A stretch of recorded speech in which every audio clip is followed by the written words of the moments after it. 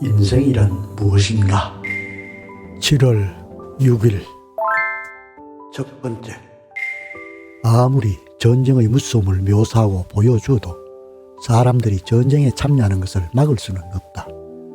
그 원인 중 하나는 전쟁의 무서움을 보면 자기도 모르게 모두들 이렇게 무서운 일이 일어나고 있는데 그냥 방치되고 있는 걸 보면 아마도 우리가 모르는 숨겨진 이유가 나름대로 있을 것이라고 말로 표현하지는 않아도 막연히 생각하기 때문이다. 이 같은 생각에서 종종 원래는 선량한 사람들이 전쟁을 마치 자연현상의 경우처럼 좋은 측면만 부각해 변화하는 현상이 생기는 것이다. 두 번째. 금세기 말에는 불가피하게 종말이 찾아올 것이며 그것에 대비해야 한다는 생각은 우리를 말할 수 없는 공포로 몰아넣는다. 지난 수십 년 동안 인간의 모든 지혜가 파괴적인 무기 개발에 투입되어 왔고 머지않아 몇 개의 포탄으로 군대 전체를 사상하게 될 것이다. 오늘날 총을 잡는 것은 전과 같이 돈으로 고용한 몇천 명의 가난한 사람들이 아니며 민족 전체가 서로를 살육할 준비에 몰두하고 있다. 그들에게 살인을 준비시키기 위해서 너희는 적으로부터 미움을 받고 있다는 것을 강조해 그 적개심을 부추기면 되는데 순진한 그들은 그것을 그대로 믿고 뭔가 이상한 국경 분쟁이나 무역 문제, 식민지 이권에 얽힌 문제로 인해 공격 명령을 내리면 평화스러운 시민 집단은 즉시 야수처럼 서로 달려들어 죽이고 죽는 것이다. 그들은 자신들이 어디로 가는 건지 알면서도 아내를 남겨두고 자식을 굶주리게 한다는 걸 알면서도 마치 순한 양처럼 도살되기 위해 자발적으로 전쟁터로 향한다. 소리 높이 외치는 거짓말에 완전히 속아 넘어가서 살인을 자신들의 의무처럼 생각하며 자신들이 벌이는 유혈의 참사를 신이 축복해 주기를 기도하면서 나아간다. 자신들이 뿌린 밭작물을 짓밟고 자신들이 건설한 마을을 불태우고 군가를 부르면서 기쁜 듯 둥둥둥 북소리와 함께 나아간다. 그들은 불평 한마디 없이 명령받은 대로 얌전하게 나아간다. 바로 자신들에게 힘이 있고 자신들이 서로 대화하면 외교관들의 교활한 흥정 대신 사람들 사이에 인간다운 양식과 우위를 확립할 수 있음에도 불구하고 나아가는 것이다. 로드. 세 번째. 한 목격자는 러일 전쟁 당시 와리아크 함의 갑판에서 본 광경을 얘기한다. 정말 무서운 광경이었다. 이르는 곳마다 피와 살덩이, 목없는 시체, 잘린 팔이 절비하고 그 피비린내 내는 전쟁의 이골이 난 최고참 장병들조차 구토가 날 지경이었다. 그 중에서도 살인탑이 가장 심하게 당했다. 유탄이 그 위에서 장렬해 대포를 조준하고 있던 젊은 장교를 날려보냈다. 이 불행한 장교에게서 남은 것은 조준기를 꼭 쥐고 있는 한쪽 손뿐이었다. 사령관과 같이 있던 4명의 부하 중 2명은 갈기갈기 살점이 찢겨져 흩어지고 나머지 2명은 중상을 입었다. 이 2사람은 이미 2다리가 절단되었지만 나중에 한 번 더 절단하지 않으면 안 되었다. 사령관은 다행히 관자놀이에 유탄이 파편이 박혔을 뿐이다. 이뿐만이 아니다. 괴저와 열병 같은 전염병 때문에 중립국 선박도 부상자를 자기 나라의 배에 수용할 수 없었다. 괴저와 그 고름에 의한 병원에서의 전염은 굶주린 화재, 파괴, 질병, 장티푸스, 전염도와 함께 전쟁이 남긴 전리품의 일부이다. 이것이 전쟁이라는 것이다. 그런데도 조셉 메이틀은 다음과 같이 전쟁을 예찬했다.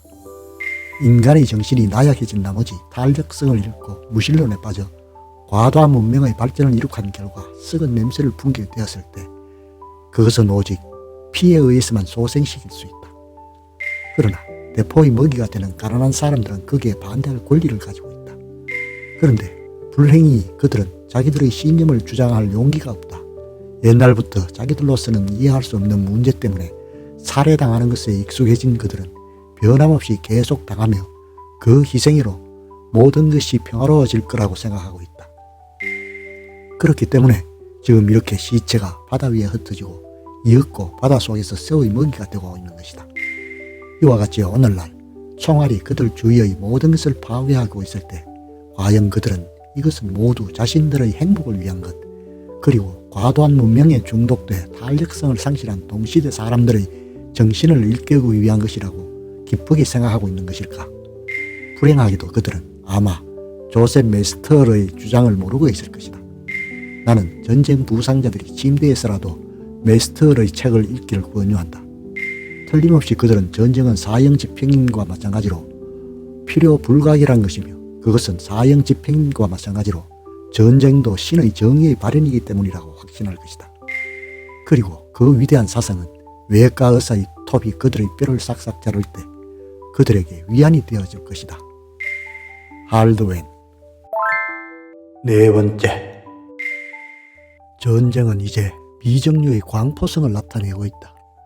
이 방면의 달인이자 천재적인 사륙자인 몰트케 장군은 평화단체의 대표자들에게 다음과 같이 해괴한 주장을 한 바 있다.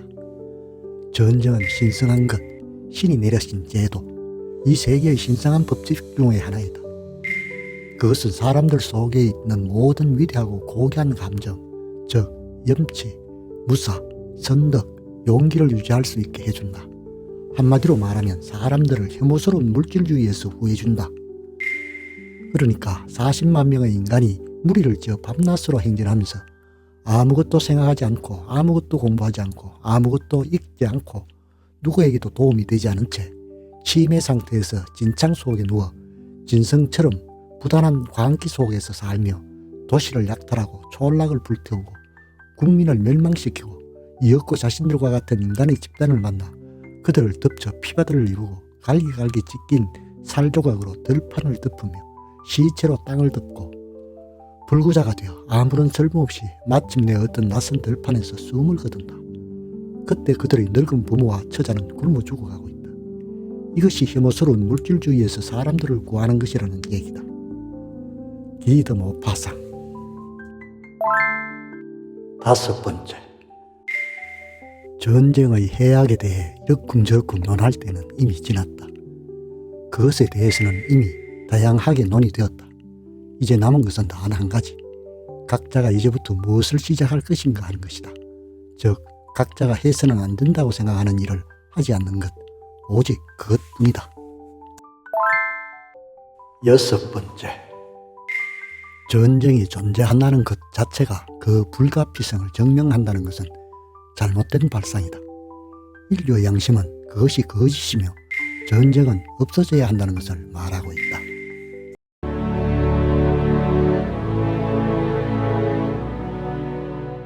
끝까지 시청해 주셔서 감사합니다.